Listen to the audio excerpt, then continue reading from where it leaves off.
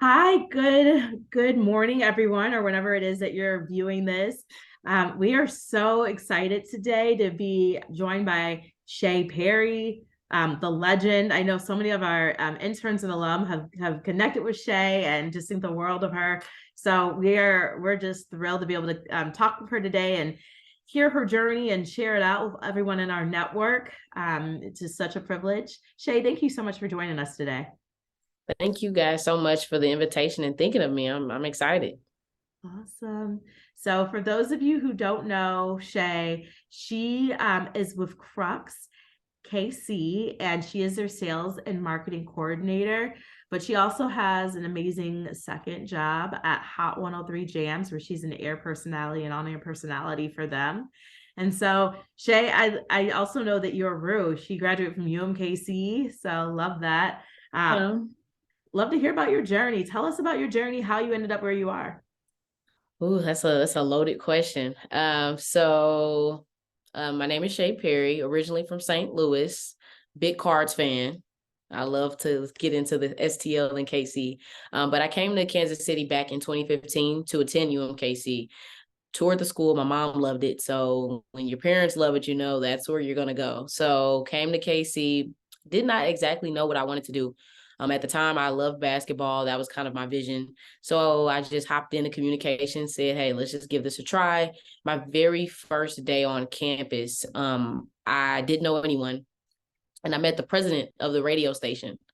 He was like, hey, what's your name? And all of that. And he said, hey, we have a radio show coming up this Friday. You should stop by. I'll save you a seat. And so honestly, the rest became history. We became lifelong friends, and that is how I got my start into radio. Had no idea that's what I wanted to go in. I just knew I talked a lot. So it was nice to find a place that made sense with me being talkative and having a little bit of that gift of gab. And so during my time at UMKC, I also MC D1s and D1s men's and women's sports there. And some other different things, involvement. I also became the president of the radio station at UMKC too. So it was really fun to see how that experience translated my junior and senior year into actually taking that position. And so around December 2019, I'm about to walk across the stage, super excited, but I'm like, okay, I got to get real about life. What am I going to do post grad, all of that. And throughout that last year of school, I really had my eyes on Hot 103 Jams. I'm like, look, this is the number one station. This is the go-to. And I knew a couple of people at the station. So I was like, I'm gonna wiggle my way in here. And then at the same time, I knew I needed a full-time job. So through a lot of long months, I received a call end of 2019 before I graduated that, hey, we want you to join our on-air crew. And then I also got the offer from Big Brothers Big Sisters to be a brand ambassador. So that's how I really got my post-grad start in Kansas City. And I never wanted to go anywhere else once I graduated. I'm like, hey, I am enjoying Kansas City. It's so much happening right now, as we all know. And I'm like, I want to stay here and continue to build my career. So that's a little bit of how I got to where I am today. And then a year ago in November, I switched my full-time role to Crux KC, which is how I'm currently a sales and marketing coordinator for a marketing firm. So with that communications degree, I've just been wanting to try different things and figure out what I do like, what I'm good at, what I might need improvement in. And so that's where I'm currently at right now. And I'm on this call with you all. Love that. Tell us about your role at Crux. Yeah, so when I first started at Crux, I met our CEO and founder, Malia McCrae. She's fabulous, but I met her a little bit over a year ago. She was phenomenal. When we met, we just hit it off. And she's like, girl, listen, I love your energy. You seem pretty determined. I know I need you at Crux somehow, some way. And so I was fully on board, joined the team, and I started as an account coordinator originally. I wasn't too sure what I wanted to do here at Crux. And so that really gave me a chance to work a little bit with our clients. So here we're a full service marketing agency. So we do a lot for different clients, B2C and B2B clients as well. And so I got a chance to just see how the world revolves around social media, web, and SEO, things that I really didn't know that I had a little bit of knowledge in, but I've been growing in it.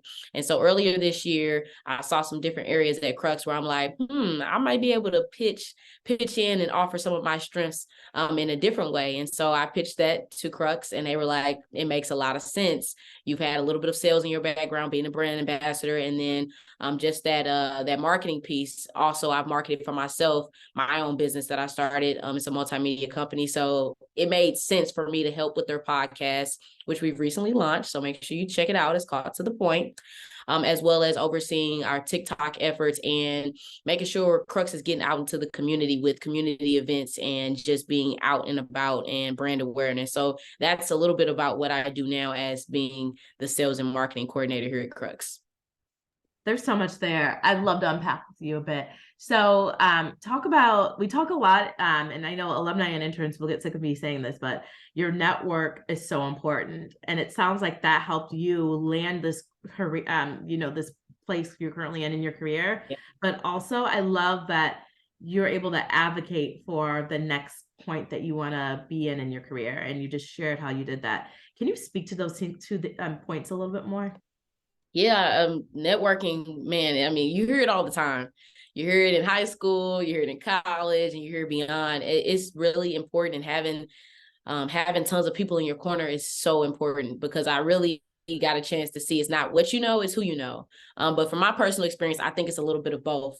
I've been blessed. Even when I was in at UMKC, I had a lot of leaders at UMKC that spoke up and enter and put my name in rooms that I've never even entered before. So people that never even would have known who Shae from the Lou or Deanna Hustle was, they got a chance to say, oh, now I know her and I want to book her for a gig, or, hey, I might want her in my company. And so really, nonprofit was I didn't really realize it until recently, but a lot of people were like, wow, you started your career in nonprofit, which is a great way to meet tons of people. And that's literally what I did for 2 years straight, meeting people on Zoom.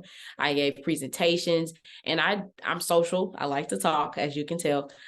So with that, it really wasn't hard for me to say, oh, I want to really get out and connect with people, pop out those business cards, set up coffee meetings, go to different networking chamber events. All of those different things is really hitting the ground. And I feel like I've had a lot of different leaders that have passed the baton to me and gave me insight on what I need to do, so that I wasn't clueless. I had some different direction to go in. So it's so important to just meet people. I always tell people, even in college, it's your peers, your professors.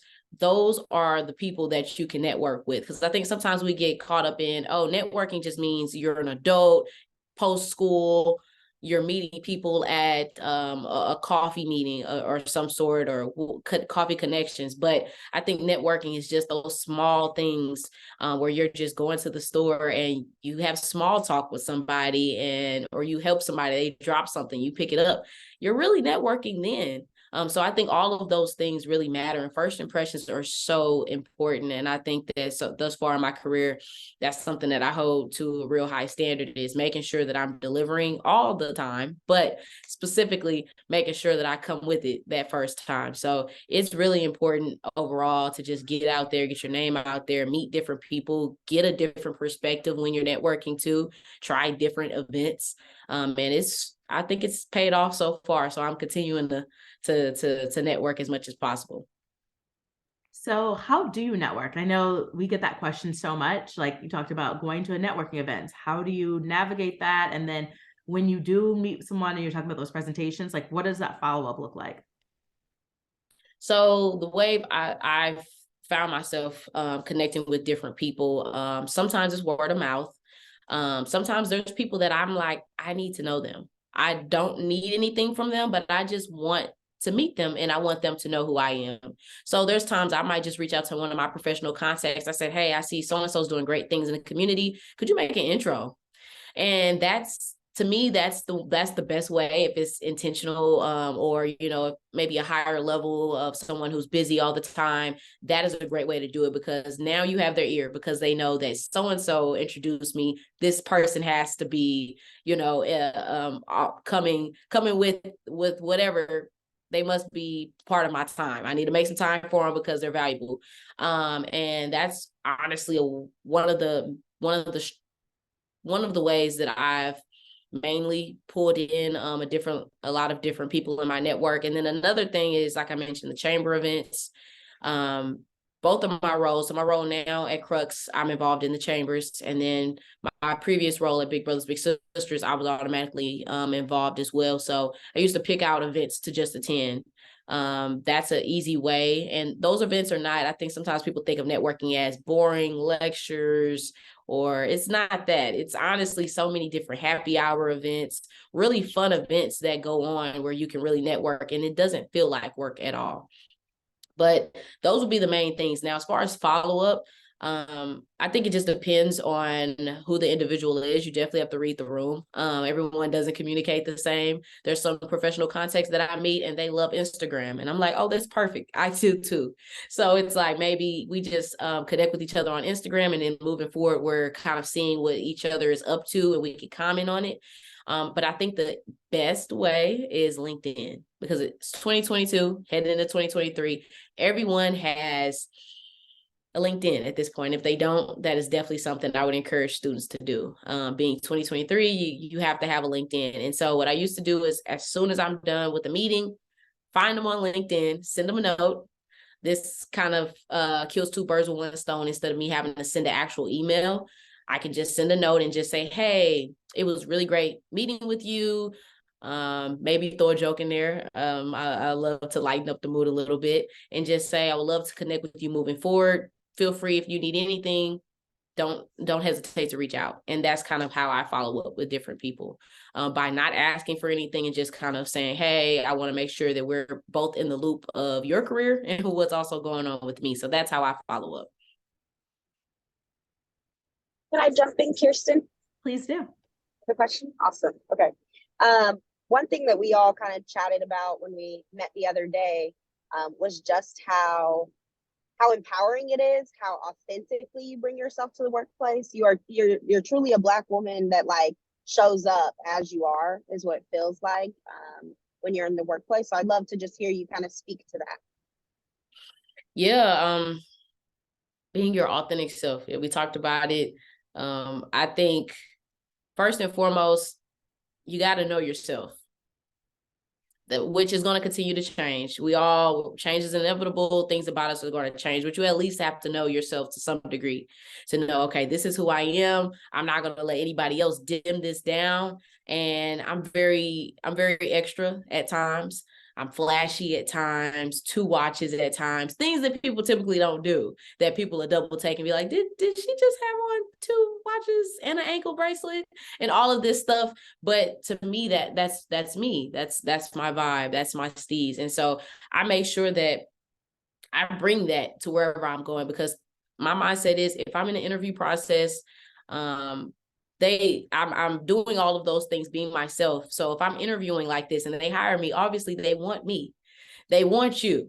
So that's an important thing to think about too, is don't change yourself just because you're in an environment that you feel like you should. Obviously, every situation you have to read the room. But I think it's important to just kind of go in. Even sometimes it's like, okay, I'm not too sure how they'll react about this. Let me just do something small to see how everyone reacts. And we talked about nose rings being a thing. Even tattoos could kind of be a thing. I have long, luscious lashes, that's what I call them, that are very dramatic. But that's me and that's my personality. And so those are the different things that I know if I didn't have the lashes, the nose rings, and the 2 watches, I would come to work feeling like not myself. As small as those things are, I would feel like I'm not myself. So I think it's important, whether you're in the classroom, whether you're interning, whatever it is, be yourself from day one. Because when you're not yourself from day one, it's harder on day 30 to be yourself.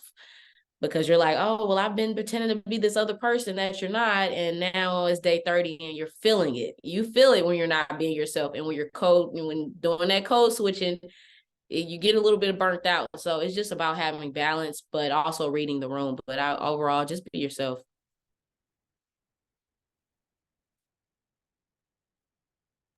I am muted. So you talk about being yourself and knowing yourself first. What are some ways that you get in tune and like really being clear on who you are and what you stand for. And of course, your values really don't shift much, but who you are may evolve over time. Like, how do you keep in tune with yourself as you evolve? That's a really great question. Getting to know yourself a little bit. I just turned 26. So I don't know everything. But what I do know from my experience, trying different things has been successful for me.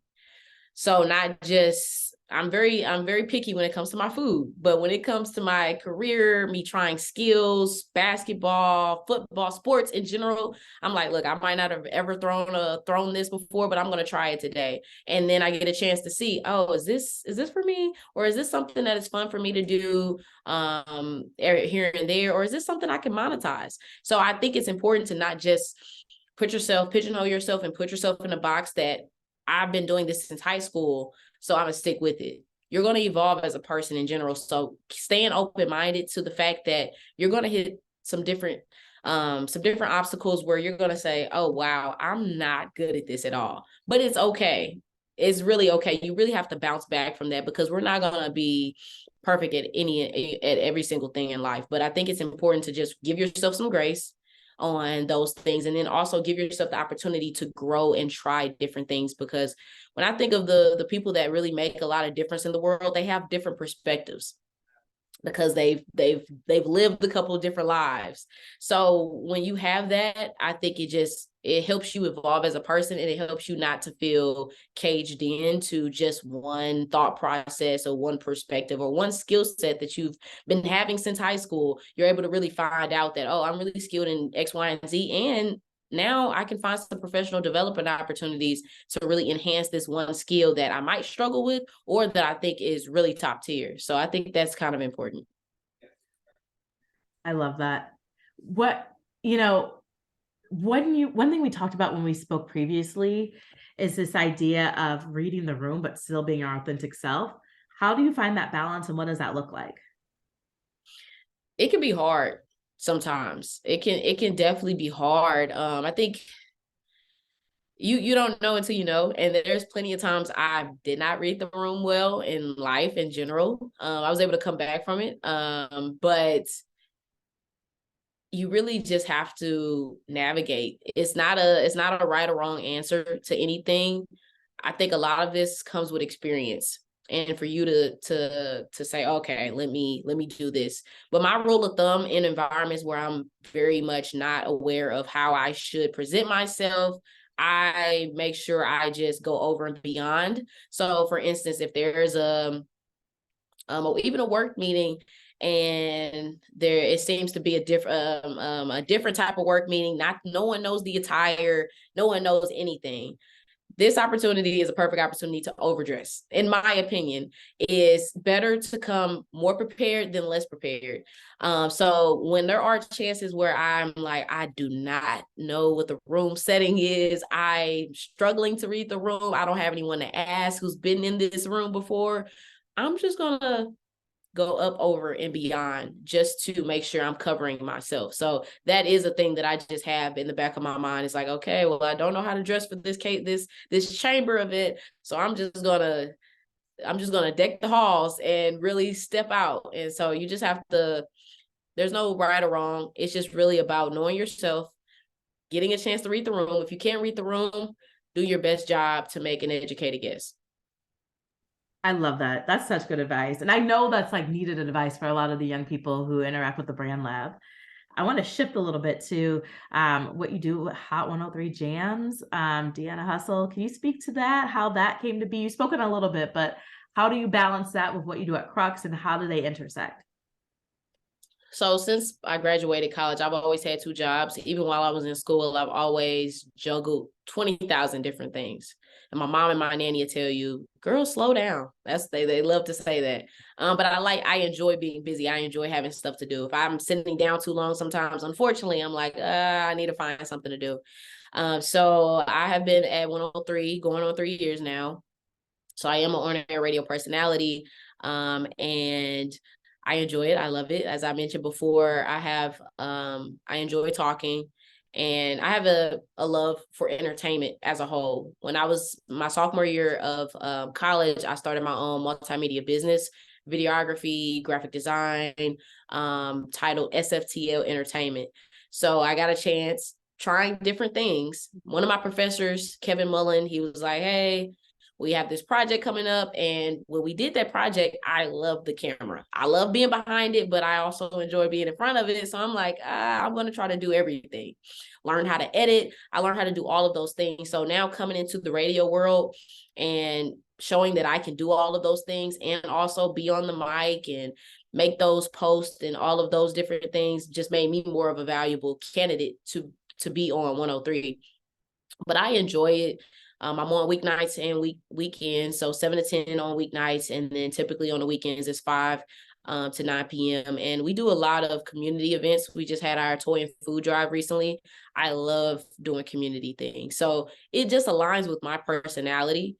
And those spaces, it's hip hop and R&B, so I'm able to completely not have to code switch. I'm able to completely just be there, be present, and the radio is just perfect because obviously I love hip hop and R&B. So when you're in something where you love the music, it just makes it that more enjoyable. But yeah, KPRS High 103 Jams, they have some great history. When I was looking to be there, I checked out everything and I was like, wow, the oldest continually ran Black station in the country. A lot of people don't even know that. And then they've been #1 in Kansas City for I don't know how long. So it's just a lot of history. It's Black owned, and all of the family, the Carter Broadcast Group, Mr. Mike Carter, they're just phenomenal team over there. So I was definitely happy when I got that phone call a couple days before Thanksgiving, almost 3 years ago. I love it. One thing that I love too, Shae, that you talk about is, you like, I love the community events because I get to, really that fits my personality. At Crux, I was able to advocate for this job because I knew what I wanted to do and how I wanted to grow and develop and what I was like, I naturally kind of gravitated towards. How do you, like when you know what your interests are, how do you figure out how to translate that into a career or a job opportunity? That's a really good question. My mind automatically is, I feel like I'm a little business minded a little bit. Get this from my mom. So instantly when I find something that I enjoy, I do kind of also think, how can this be monetized? That's just my thought process. And I know everyone doesn't think like that, but I'm always looking for a way to fuel my passion, but in the same time, in the same breath, you got to be able to take care of your responsibilities. And if you feel very skilled in that, there's no reason you shouldn't be able to monetize it. So I think that's a real tough question on figuring out exactly how to what's the word that I'm looking for? I feel like organize it. You might have a skill in something, but you don't know what it is. The best way, if you have no idea, might be Google. Honestly, just researching jobs with this skill might be a good way to go about it, or finding people that are in those fields or somewhat similar is another great way to just figure out, okay, wait, I'm good at podcasting, but I don't know anyone that has a company position for podcasts. What do I do about that? So maybe just searching could be great. And then just reaching out to some actual personal contacts that maybe can dive you in the right, could push you in the right direction. That's so good. You've been given so many, there's so many gems of knowledge that I know is going to be really, really helpful for those listening. As we begin to come to a close, I want to ask you a question that is going to be a question that we ask at the end of this time whenever we interview amazing folks like Shae. And so you obviously, you're saying, you're in your 20s, but you're already such a wealth of knowledge and have some really unique experiences that really are impressive and just allow you to have a really great perspective and points of insight. And so in thinking about that, would love to hear how, knowing what you know now, what advice would you give to high school Shae? And then I'm going to ask you what advice for college Shae and recently graduated from college Shae, because those are the 3 buckets of the students we serve. So first, let us know about high school Shae. High school. Wow. Okay. So I'm feeling like I'm old saying that I graduated 2015. But high school Shae, honestly, um, thus far in my life, this might be a cliche answer. Thus far in my life, I feel like I've been on my path. I feel like everything is aligned perfectly. There's nothing that I regret. I feel like I'm on the ride that I'm meant to be on. And so with that, no regrets at all. Maybe just um I don't know, maybe just telling myself that trust the process, honestly. It's just trust the process, things are going to happen. Because there's times where even now I'm antsy about different opportunities that I have coming my way. And it's like, I want it to happen now. And it's like, it's not that season yet. And this might be the time for me to get prepared for that season so that when it happens, I'm able to roll with the punches. So I think maybe what I probably would tell myself is trust the process, continue to enjoy your youth, enjoy trying new things. I wish I wasn't a picky eater, so maybe I could tell myself to maybe force myself to eat some different things to expand that palate. And definitely one of my biggest things, especially for 2023, is eating better and getting in the gym.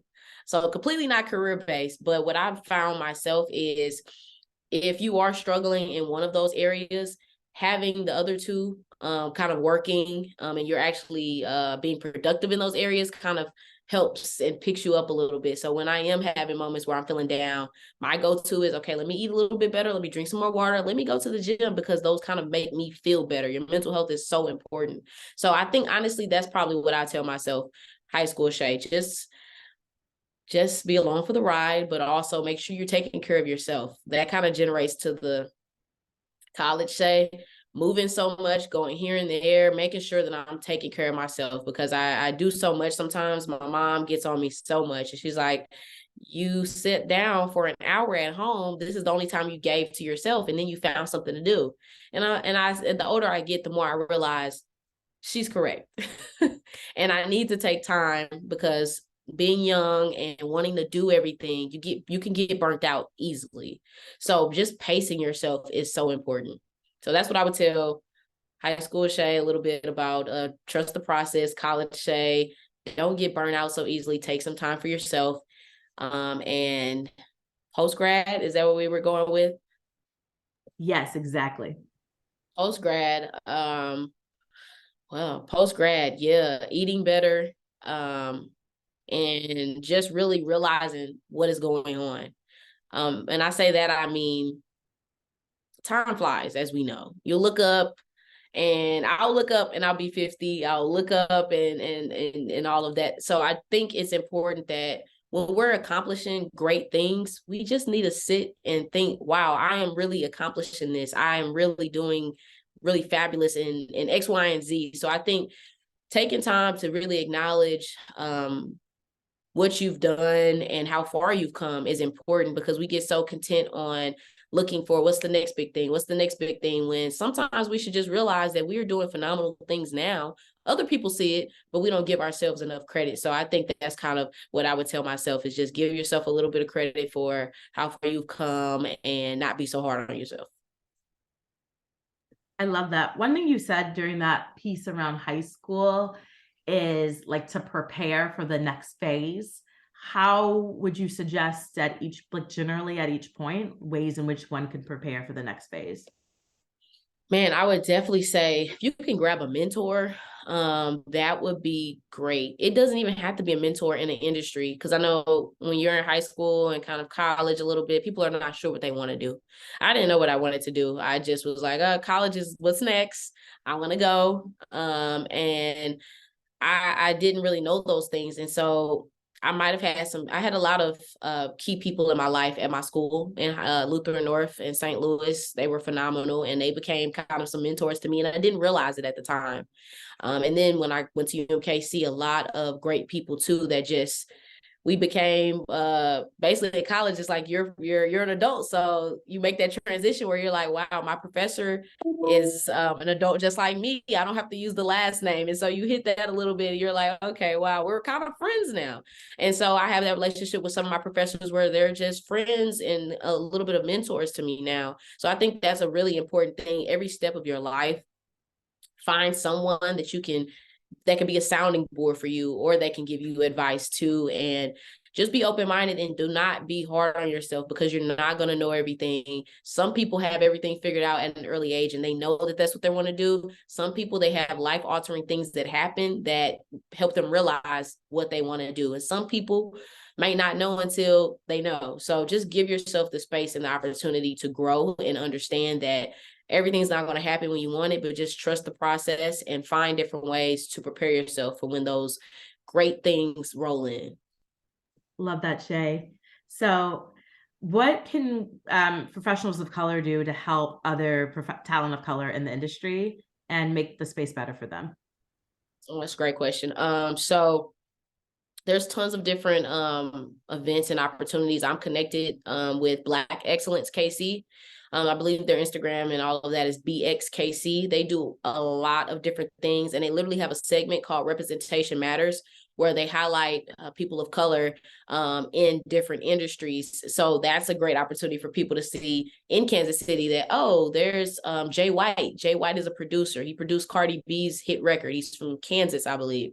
He did one of those. And so people need to know that there's tons of people of color in these spaces. And so getting connected with those organizations, getting connected with your peers, holding your own event. You don't have to wait till a chamber has an event. The Harlem Black Chamber is another great resource. They have tons of different events out in the community. You can easily Google them. So you can host something with your friends. If you all know that you all are interested in this industry, or you just want to hang out and get a happy hour, have an excuse to do a happy hour, set it up, put it on Eventbrite, make it word of mouth, whatever you want to do. I definitely recommend not waiting on other people to do stuff. If you feel passionate about something, figure out the plan, organize it yourself, and you don't know what it can grow into. But definitely connect with others, and of course, connect with me. I would love to connect. So my LinkedIn is Shae Perry. On social media, I go by my radio name, which is Deanna Hustle, and all that different stuff. So, and then most importantly, as you all are already doing, connect with the BrandLab. So. Shae, this has been amazing. Any like parting words that you want to give folks before we wrap up? Yeah, have confidence too. I feel like confidence is an important thing I talk a lot about. I haven't really talked about it much throughout this chat, but having confidence that you're gonna achieve something, that you're gonna learn something, that you're gonna figure it out is so important, because if you're not right mentally and you're doubting yourself, it's gonna show. As soon as you enter a room and you seem hesitant, it's gonna show. So even if you don't believe you might kill it, believe it to some extent. And I promise the feedback, the energy is gonna show and it's gonna be there. But just trust in yourself in the process would definitely be something that is important, and having that confidence and trying different things and networking. All of these things work together. So I would just say, go for it, be easy on yourself, but also know you do have the skills to get it done. All right, you heard it from Shae herself. So many great wisdom droplets. I just am so excited that she's also provided the opportunity to engage. So definitely follow up on that, hit her up on LinkedIn and Instagram. Thank you so much for listening, and until next time.